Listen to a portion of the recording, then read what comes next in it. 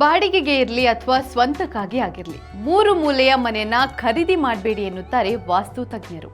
ಯಾಕೆ ಅಂದ್ರೆ ಇದರಿಂದ ಮನೆಯಲ್ಲಿ ನಾನಾ ರೀತಿಯ ಸಮಸ್ಯೆಗಳು ಉಂಟಾಗಬಹುದು. ಸ್ವಂತ ಮನೆ ಹೊಂದುವುದು ಎಲ್ಲರಿಗೂ ಸುಲಭದ ಮಾತಲ್ಲ. ಸ್ವಂತ ಮನೆ ಹೊಂದುವುದು ಎಲ್ಲರಿಗೂ ಸಂತೋಷದ ವಿಷಯ ಕೂಡ. ಆದ್ರೆ ಮನೆ ಖರೀದಿಸುವಾಗ ವಾಸ್ತು ನಿಯಮಗಳನ್ನ ಪಾಲಿಸಬೇಕು.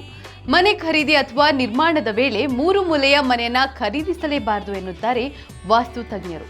ಮೂರು ಮೂಲೆ ಇರುವ ಮನೆ ವಾಸ್ತು ದೃಷ್ಟಿಕೋನದ ಪ್ರಕಾರ ಒಳ್ಳೆಯದಲ್ಲ ಎನ್ನಲಾಗಿದೆ. ವಾಸ್ತುಶಾಸ್ತ್ರದ ಪ್ರಕಾರ ಮೂರು ಮೂಲೆಯ ಮನೆಯನ್ನ ಖರೀದಿಸುವುದರಿಂದ ವ್ಯಕ್ತಿಯ ಜೀವನದಲ್ಲಿ ಸಮಸ್ಯೆಗಳು ಹೆಚ್ಚಾಗುತ್ತೆ. ಯಾಕೆಂದ್ರೆ ಅಂತಹ ಮನೆ ಕೇತುವಿನ ಮನೆ ಎಂದು ಪರಿಗಣಿಸಲಾಗುತ್ತೆ. ಮೂರು ಮೂಲೆಯ ಮನೆಯಲ್ಲಿ ವಾಸಿಸುವವರು ಅದರ ಕೆಟ್ಟ ಪರಿಣಾಮಗಳನ್ನ ತಪ್ಪಿಸಲು ಮುಖ್ಯ ದ್ವಾರವನ್ನ ಮನೆಯ ಮಧ್ಯದಲ್ಲಿ ಇಡಬಾರದು. ಬದಲಿಗೆ ಒಂದು ಮೂಲೆಯಲ್ಲಿ ಇರಿಸಬೇಕು. ವಿ ಆಕಾರದ ಮನೆಯಲ್ಲಿ ವಾಸಿಸುವವರು ರಸ್ತೆ ಬದಿಯ ಬಾಗಿಲಿನ ಮೇಲೆ ಸಣ್ಣ ಗಿಡಗಳನ್ನ ನೆಡಬೇಕು.